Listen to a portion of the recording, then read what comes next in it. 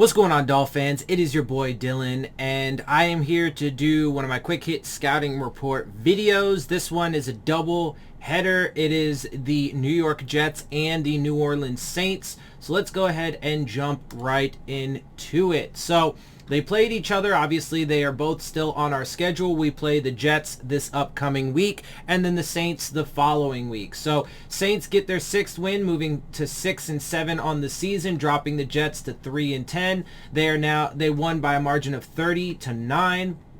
And let's take a deeper dive. New Orleans had 344 total yards. The Jets had 256. The Saints had 141 through the air. Jets had 178. Saints had 203 on the ground. Jets 78. Saints 5.1 yards per play. Jets 4.1. I keep doing that. Anyway, let's see. Sacks, hold on. Fumbles, no team lost a fumble. Neither team threw an interception. Both teams let up 3 sacks. Saints were 40% on third down. Jets were 21. Saints had the ball for 38-52. Jets 21-05. Saints 4 penalties. Jets 5. Okay, take a look at the Jets. Zach Wilson was 19 of 42 for 202. No touchdowns, no interceptions. He added in 4 rushes for 33 yards and an 8-3. LaMichael Pirine 7 rushes for 28 yards and a 4 average. Ty Johnson 6 for 17 and a 2-8. Braxton Berrios led the way in receiving, 6 of 10 for 52. Ty Johnson, 4 of 7 for 40. DJ Montgomery, 3 of 6 for 36. Ryan Griffin, 2 of 3 for 28. Keelan Cole, 1 of 6 for 27. Jamison Crowder, 3 of 6 for 19. So, look, Jets, for all the reasons, as has remained the entire season, young, inexperienced, rebuilding team, rookie head coach, rookie quarterback Zach Wilson is expected to play in this game, so we should see him. Obviously, we saw Joe Flacco the first time. They've had a ton of injuries. They're not very good. Rebuilding, like I said, all those things. This should be a game that the Dolphins win and theoretically should win pretty easy. And we all also are playing at home, whereas, we already beat them in New York. The only problem potentially is the COVID situation if it continues to get worse. There was no new COVID tests today, so that is a good thing. Although, of course, as we know, Gaskin, Ahmed, and Lindsey all got put on the COVID list, as well as Javon Holland. So hopefully no more players get added to the list, and hopefully all of those players will be able to come back. Either way, though, we should be able to get the win over the Jets, as long as the COVID outbreak doesn't get bigger and then start, knocking out more key, prominent players. As long as that doesn't happen, we should be good to go. Either way, unless it wipes out the entire starting lineup, then we should be able to beat the Jets. But, then there's the any given Sunday divisional matchup cliches to throw in there, so it is what it is. We'll see how it plays out this weekend. And obviously the COVID situation will be something that we monitor for the remainder of the week. And obviously, though, now that it's Tuesday, if any more players get put on the COVID list, over the course of the remainder of the week, they're likely not going to play. The guys that have been put on the COVID list already, I don't know that all of them are going to be ready, but some of them should likely get cleared. Potentially all of them, but if anybody gets put on the COVID list at this point, the likelihood of them coming off before the game, going forward Wednesday through Saturday, if players get put on the COVID list between Wednesday and Saturday, their likelihood of coming back for the game is pretty low.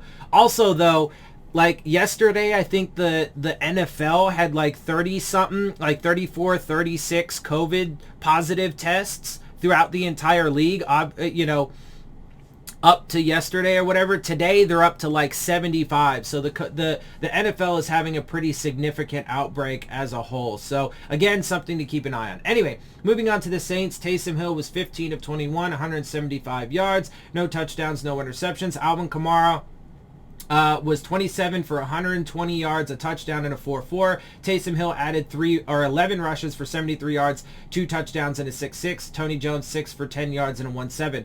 And the problem with the Saints, there's a couple problems. One, they do have a really good defense, but they are starting to get healthier. Obviously, Alvin Kamara is back. And the same thing goes with the Titans. They're starting to get healthier too, and that's part of the reason why when it comes to those teams, I'm kind of on the fence, but still leaning towards those being losses. Anyway, receiving, Nick Vannett was 3 of 6 for 44. Marquez Callaway, 2 of 4 for 34. Traquan Smith, 3 of 3 for 33. Alvin Kamara, 4 of 5 for 25. Tony Jones, 1 for 19. Juwan Johnson, 1 for 15. So, yeah, like I said, right now when it comes to the Saints, I'm on the fence, like, officially, but I am slightly leaning towards a loss, a Saints win in that game. It's Monday night. It's a road game for us. They are getting healthier and getting some of their guys back. I don't think Taysom, I would rather, again, as I said before, I would rather see Trevor Siemian than Taysom Hill, because while I don't believe that Taysom Hill is like, a world beater, elite quarterback, whatever, he's an okay quarterback, but he's really good with his legs. He can do a lot of different things, and he certainly adds a threat and a level of threat to our defense that we don't see from very many teams. So, like I said, I would like our odds better if Trevor Siemian was playing. And by the way, too, in this last game, now we'll see how it goes. Like I said, they are overall getting healthier, but it did look like Taysom Hill was still affected by that middle finger injury that he sustained the previous week. And so, we'll see how that certainly seemed to affect his passing. So we'll see how that plays out when we actually play them, if he is still nursing that injury, or if he ends up getting healthier. And then thus can be more effective in the passing game. But anyway, let's get to these league standings. Neither team's offense is particularly great. So, that should pose a pretty good matchup for our defense. But again, that could be a little bit of a different story, with Alvin Kamara coming back for the Saints, for example. Again, we'll get it. Let me just go through these. We'll get into the individual previews when we get there. So the Jets are currently 22nd in total yards with 4,180 on the season and 321.5 per game. The Saints are right behind them at 23rd. They have 4,152 on the season and 319.4 per game. The Jets are actually 13th in passing, though, with 3,366 on the season and 258.9 per game. The Saints are 29th with 2,748 on the year and 211.4 per game. The Jets are 30th, though, in rushing with 1,094 on the year, 84.2 per game. The Saints, though, and as you can see when it comes to these teams, they're basically just flip-flopped. The Jets are pretty good in their passing game. The Saints are pretty good in their running game. They currently are 14th with 1,579 and 121.5 per game. And then obviously the flip-flop when it comes to their detriment. So, not very good in the pass game for New Orleans, not very good running for the Jets. Total points, or when it comes to points, the Jets are 29th or 25th after ties with 226 on the season and 17.4 per game. The Saints are decent. They're in the middle of the pack, slightly in the back half, but, 17th in the middle of the pack.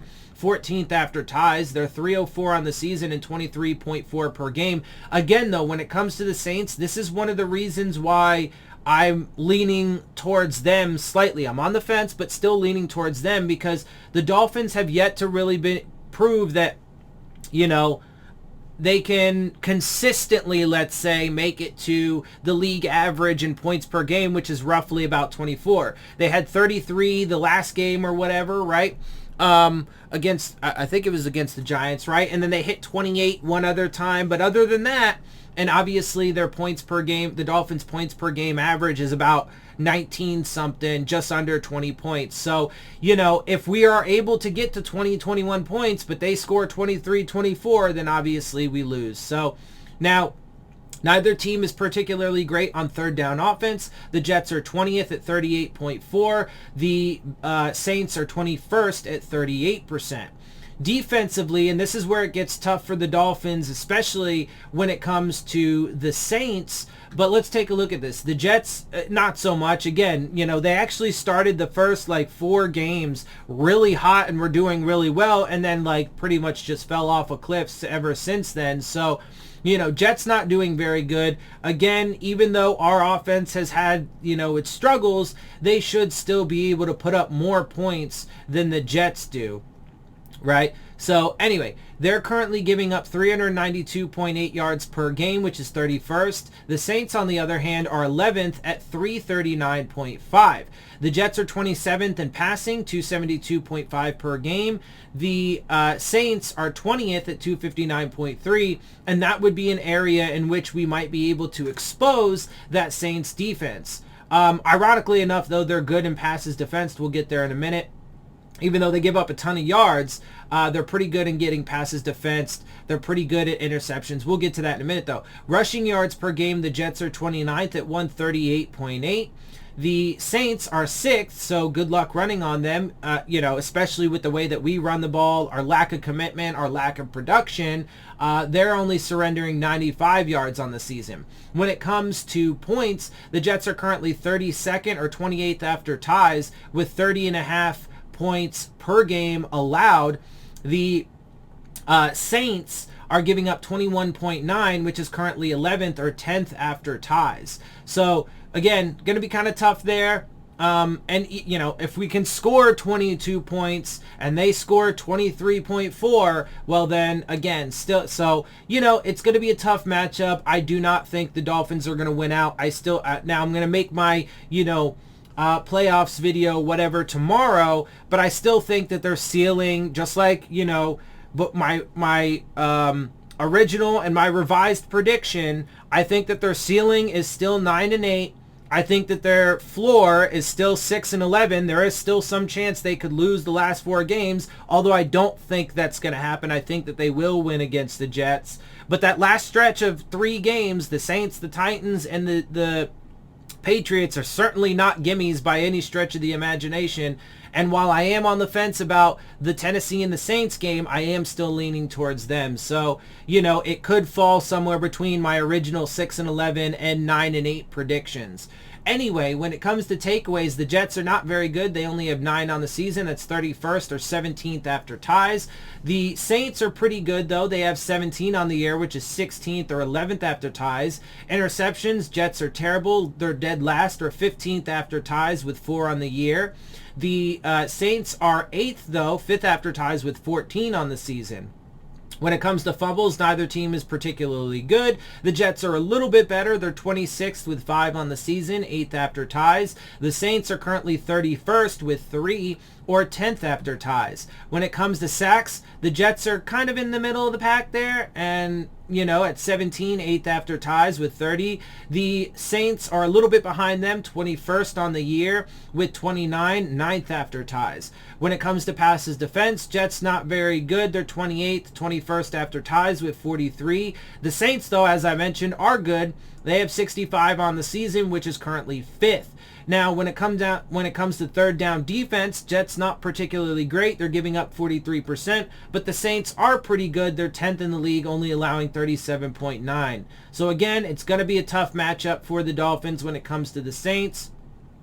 Jets, we should be able to win that game. I feel pretty confident about it. And here are the Dolphins' current offensive and defensive league standings. And with that, I'm going to wrap up. Before I do, make sure you check out the Rave On Sports App, the new fan-driven sports app for all your sports. Basketball, baseball, football, college, whatever you like, they got it. And they are looking to enhance your game day experience with live play-by-play coverage, live chats with other fans, and content creators like myself. Look for the links to that in the description box. And with that, I am going to get out of here.